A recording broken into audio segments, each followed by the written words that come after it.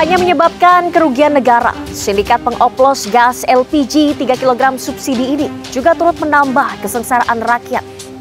Masyarakat miskin yang seharusnya bisa mendapatkan subsidi ini harus mengalami kelangkaan karena gas LPG subsidi disalahgunakan.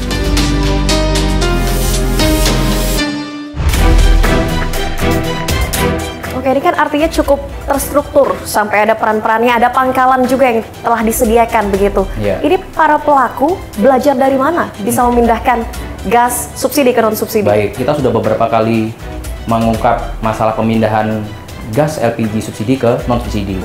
Yang pertama, dia belajar melalui YouTube. Otodidak bisa belajar? Secara di YouTube bisa. Itu kita bisa belajar dari YouTube. Yang kedua, ada pembelajaran dari residivis. Jadi residivis ini memberikan ilmu kepada para orang-orang yang ingin mendapatkan untung secara singkat. Jadi, tapi yang menarik adalah yang YouTube tadi, karena itu sangat mudah untuk diakses orang, pembelajaran juga mudah, dan bahkan alatnya pun yang tadi kami sampaikan regulator modifikasi, itu bisa kita beli di beberapa marketplace, Kak. Oke, Ya, didapatkan secara online? Kita beli secara online, bisa. Itulah yang kita sedang sampaikan kepada beberapa marketplace melalui panggilan. Setidaknya ini untuk dijadikan fokus kepada mereka untuk ini termasuk alat untuk mendukung kejahatan.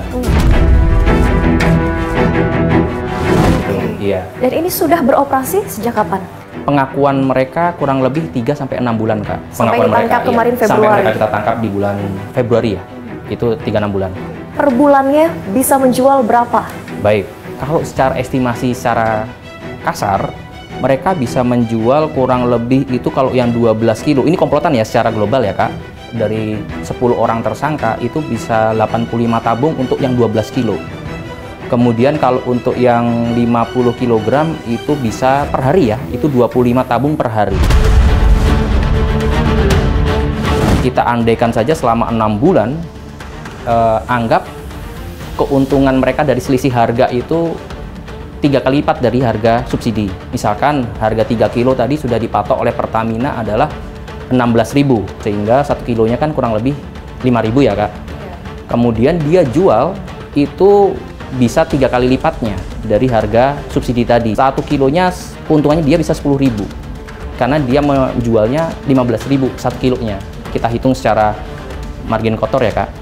Sehingga dari keuntungan per hari saja itu bisa dari yang 12 kilo itu dia tadi 85 tabung, maka bisa menjadi kurang lebih 7.500.000 sehari.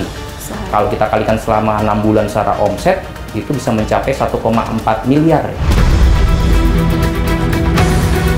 Sudah miliaran bahkan? Iya, itu kalau 12 kilo, itu baru 12 kilo. Kalau kita masuk kepada yang 50 kilo, maka tadi 25 tabung sehari, keuntungan dia selama sehari bisa mencapai 15,5 juta. Kalikan sama 6 bulan, maka bisa mencapai 2,8 miliar.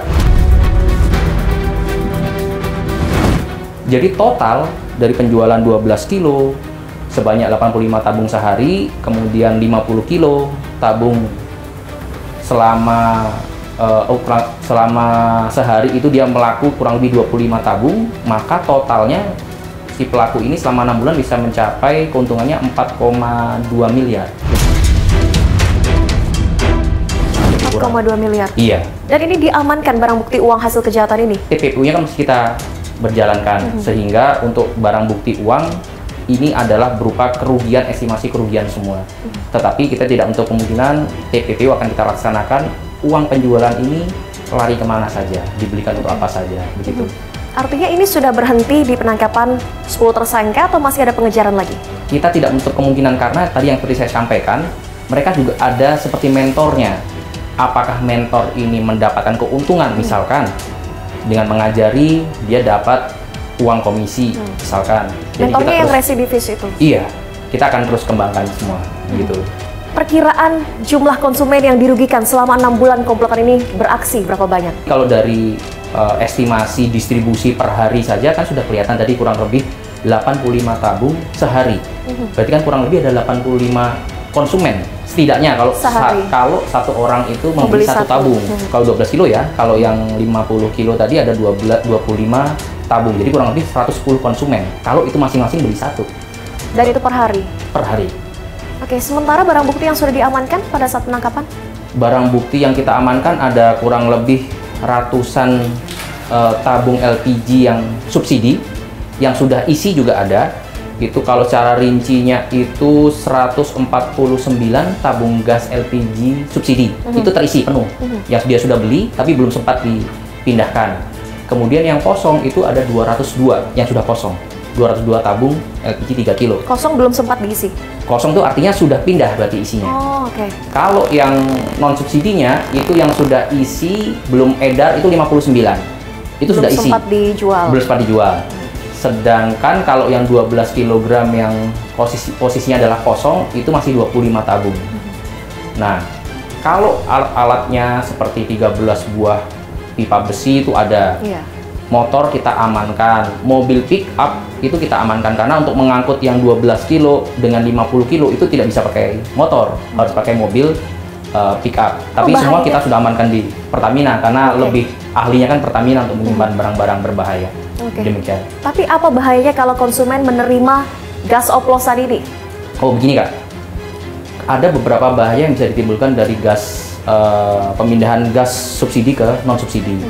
Yang pertama, misalkan di satu TKP itu dia padat pemukiman.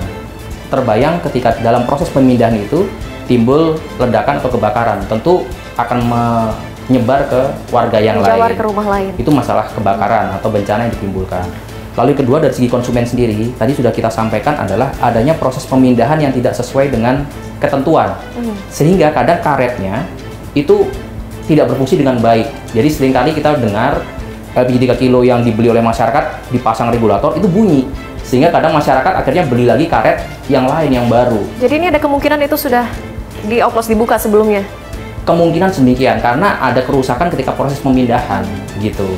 Jadi yang 12 kilo yang harusnya bisa terpasang dengan baik, tidak ada suara, tapi suaranya ada. Bukan bocor dari regulator, ternyata karetnya yang rusak karena ada proses pemaksaan pemindahan yang tidak sesuai dengan ketentuan itu tadi. Jerat hukuman untuk komplotan pengoplos LPG subsidi ini?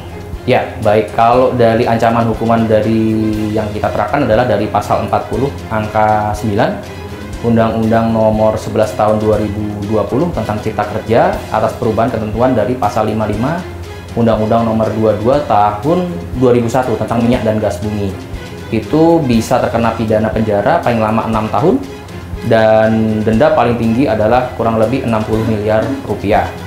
Kemudian bisa juga kita jerat ke pasal yang selanjutnya adalah pasal 62 ayat 1, pasal 8 ayat 1 huruf B dan huruf C Undang-Undang nomor 8 tahun 99 tentang perlindungan konsumen. Karena kan tidak sesuai dengan berat bersihnya, tidak sesuai dengan isi bersih atau neto atau jumlah hitungan yang diatur oleh undang-undang, itu bisa terkena pidana kurang lebih 5 tahun dan denda setidaknya 2 miliar rupiah.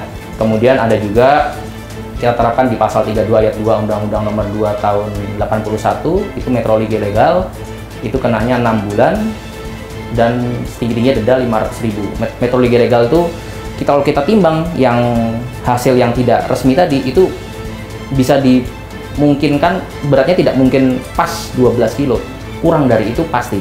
Langkah ke depannya dari pihak kepolisian karena ini bukan kasus pengoplosan gas pertama yang diungkap. Ya, betul tadi Kak Nadia sampaikan, ini bukan yang pertama kali, kita terus mengungkap dan harapan kami dengan bantuan media, kemudian bantuan dari rekan-rekan kami di lapangan, di Polsek ataupun di Polres memberikan sosialisasi adalah tentang jangan melihat murahnya, jangan melihat kemudahannya, tetapi lihatlah resiko yang akan mungkin bisa timbul. Karena dengan harga murah bisa jadi kualitas bahan atau keamanan itu yang menjadi taruhannya. Kalau harganya di bawah HET berarti ini harus dicurigai ya? Betul, kalau harga di bawah harga pasaran konsumen lebih baik waspada. Karena harga sudah ditentukan, kalau itu di bawah pasaran itu patut kita mempertanyakan bagaimana mungkin mereka bisa menjual di bawah harga pasaran. Jadi saran kami kepada masyarakat pengguna LPG khususnya yang non subsidi agar membelilah barang-barang tersebut di agen resmi Pertamina ataupun yang betul-betul memiliki kompetensi atau izin untuk menjual barang tersebut. Karena keamanan itu adalah resikonya, gitu. Ya. Baik, semoga dengan pengungkapan kasus ini kedepannya tidak ada kasus sama yang terulang dan juga di kasus komplotan pengoplos LPG subsidi ini siapapun yang belum tertangkap bisa segera diamankan. Terima kasih banyak Kasubdit 4 Tipiter Ditreskrimsus Polda Metro Jaya AKBP Wahyu Sulistyo telah bergabung di iNews Files. Apa yang melatar belakangi para pengoplos gas LPG ini tega menipu konsumennya? Selengkapnya hanya di iNews Files sesaat lagi. Ini isi berapa mewah tadi Bang? 3 kilo, berarti 9.